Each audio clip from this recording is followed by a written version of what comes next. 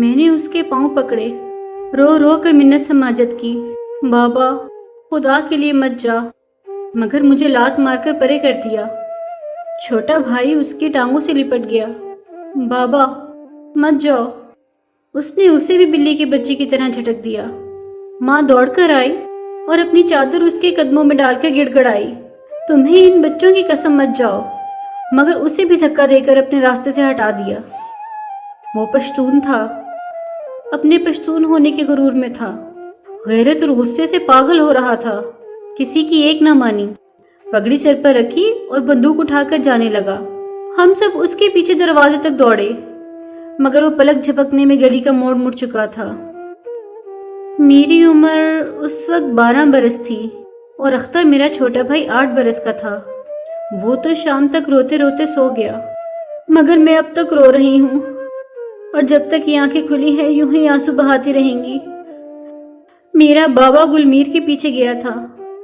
آج اس نے مسجد میں بابا سے تلخ کلامی کی تھی۔ آج چاچا نے بابا کو سمجھایا بھی تھا کہ جب تک فیصلہ نہیں ہو جاتا تم درخت نہ کاٹو، مگر بابا کب ماننے والا تھا؟ کہنے لگا زمین میری اور مالک وہ۔ اور پھر جب گلمیر نے بابا کو آنکھیں دکھا کر للکارا کہ اگر زبردستی مجھ سے لے سکتے ہو تو لے کر دکھاؤ، اس کا جواب دینے کے لیے بابا نے بندوق اٹھا لی۔ ہمارے روکنے کے باوجود وہ نہ رکا۔ گلمیر کے دونوں بیٹے گھر کے سامنے بھوسا اکٹھا کر کے اس پر گیلی مٹی کا لیپ کر رہے تھے۔ بابا نے وہیں ان دونوں کا کام تمام کر دیا۔ اس وقت اختر گھر میں سویا ہوا تھا کہ اچانک چیخ مار کر اٹھ بیٹھا، جیسے کسی اندیکھی طاقت نے اسے آنے والے خطرات سے آگاہ کیا ہو۔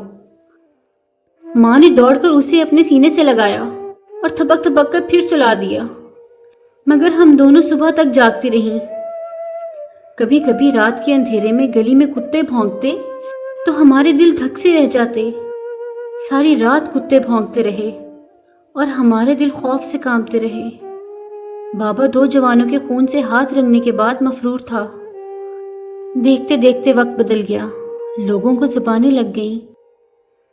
گاؤں کے لوگ جب گلمیر کے ہاں دعا کے لیے جاتے تو کہتے بڑا ظلم ہوا، وہی لوگ ہمارے ہاں آتے تو کہتے بہت برا ہوا۔ بات ایک ہی تھی، صرف الفاظ بدلے ہوئے تھے، مگر ہیر پھیر سے معنی نہیں بدل جاتے۔ بابا کہاں تھا؟ اس کی نہ مجھے خبر تھی نہ ماں کو، مگر مجھے اتنا یقین تھا کہ وہ جہاں کہیں بھی ہوگا اب تک اس کا غصہ ٹھنڈا ہو چکا ہوگا، اور وہ ضرور سوچ رہا ہوگا کہ یہ میں نے کیا کیا۔ اس کا ضمیر اسے ملامت کر رہا ہوگا۔ غیرت کا ٹھاٹھے مارتا سمندر اب پرسکون ہو چکا ہوگا، اور اس کی انا کی پشتونیت ہو سکتا ہے اب تک وہ بھی مثبت سوچ میں بدل گئی ہو۔ ہمارا گاؤں عزیزوں کا گاؤں کہلاتا ہے۔ بڑے بڑے معاملات عزیزوں کے جرگے میں حل کیے جاتے ہیں۔ ایک بار پھر عزیزوں نے سر جوڑ لیے۔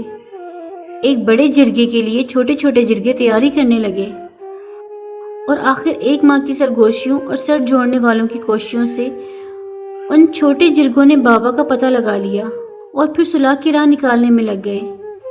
جب سے یہ واقعہ ہوا تھا ماں کا رویہ میرے ساتھ بدلا بدلا سا تھا۔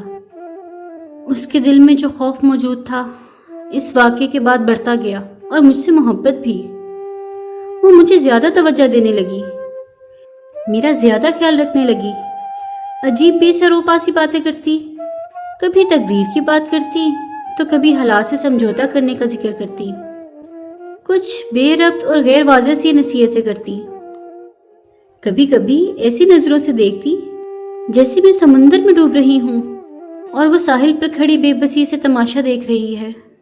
آج ہمارے گھر بہت سے رشتہ دار جمع ہوئے، سب کی نظریں بدلی بدلی سی تھیں، سب کی آنکھوں میں بے بسی اور چہروں پر مظلومیت کے سائے تھے۔ شاید آج ہونے والے جرگے کا اثر تھا، مگر میں سوچ رہی تھی آج تو جرگے میں فیصلہ ہونا تھا، اب دونوں خاندانوں میں صلح ہو جائے گی۔ یہ تو خوشی کا مقام ہے، پھر سب لوگ اتنے خوف زدہ کیوں ہیں؟ لیکن میں نادان تھی، اس لیے سمجھ نہ سکی۔ مجھے تو اس وقت سب کے چہروں پر چھائی ہوئی زردی اور مردنی کی وجہ کا پتہ چلا جب جرگے نے اپنے فیصلے کی شرائط کا اعلان کیا، اور میرا باپ جس کے غصے کی چنگاریاں اب تک ٹھنڈی پڑ چکی تھیں اور غیرت کے سمندر کی موجیں بھی اب تک ساحل کی گرم ریت میں جذب ہو چکی تھیں۔ اس نے جرگے کی تمام شرائط مان لیں۔ اعلان ہوا، 1,00,000 روپیہ اور ایک لڑکی۔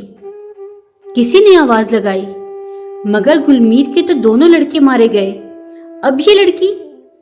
دوسرے نے اس کی بات ختم ہونے سے پہلے جواب دیا، جرگے کا فیصلہ ہے، 1,00,000 روپیہ اور لڑکی گلمیر کو دے دیے جائیں، اب یہ اس کی مرضی کہ وہ ان کا کیا کرتا ہے۔ کسی طرف سے تیسری آواز آئی، گلمیر بھی تو رنڈوا ہے۔ میری چیخ تو حلق میں پھنس کر رہ گئی، مگر ماں نے ایک دلدوز چیخ مار کر مجھے سینے سے لگا لیا۔ پشتو سے ترجمہ، اسماعیل گوہر، میرا باپ۔